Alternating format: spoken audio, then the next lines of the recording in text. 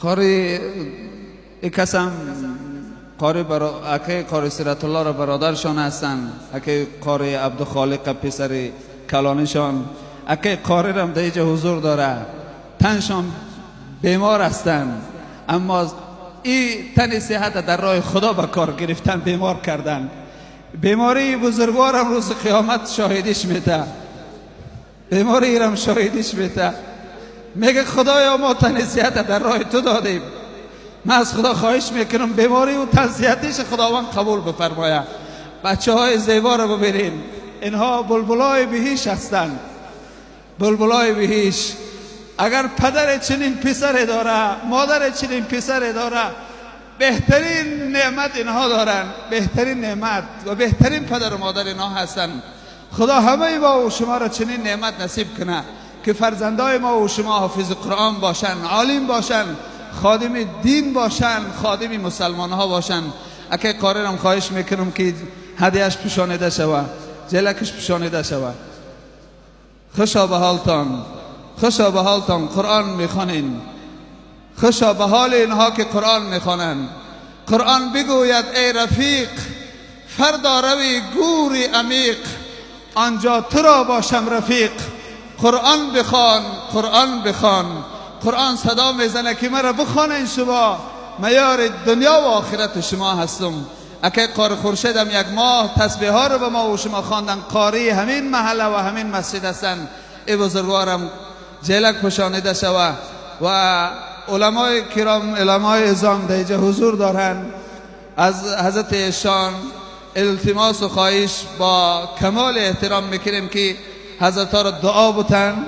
باز انشاءالله صحبت ادامه میشه. فقط یک خواهش دارم برادرها، شما هیچ کدامتون از جاتون نمیجمین، اگر از جا خستین پیش استاذا به احترامی میشه. خواهش من همه قبول داره، همه جاش میشینن، همه جا میشینن.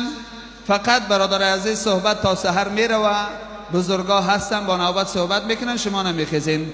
کلام خدا برای هدیه آمده است، قرآن عظیم و شان برای هدیه آمده است.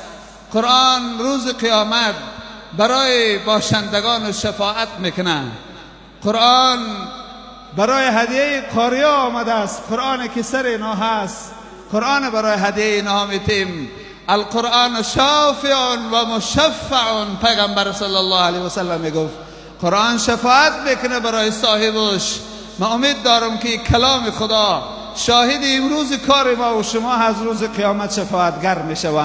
قرآن ها را به قاری های بزرگ هدیه بکنن. مرحبا، هدیه کلام الله هست. خوشا به حالشان، خوشا به حال چنین ملت که چنین شخصیت ها دارن. آواز بلند نکنین، آواز بلند نکنین. داخل مسجد آواز بلند درست نیست، آواز پس بکنین برادر، آواز بلند درست نیست. خواهش میکنم تکبیر نگین، خواهش میکنم.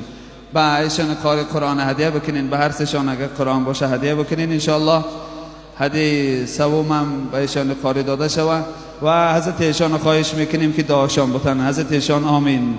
شما دعا بکنین. آمین. اللهم تقبل منا صلاتنا و صیامنا و قیامنا و قراءتنا و رکوعنا و سجودنا و تسبیحنا و تحلیلنا و تخشعنا و تضرعنا.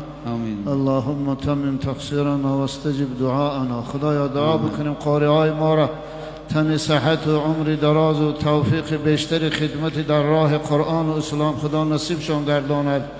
با مانند ایشان قاری های دیگر پروردگار از این ملت که مسجدهای ما را با تلاوت ایشان، قرائت ایشان زینت بدهد، خدا با عنایت و نصیب روزی گرداند. قبلگاهشان هم قاری عبدالخالق هم که برای ما دوست عزیز است،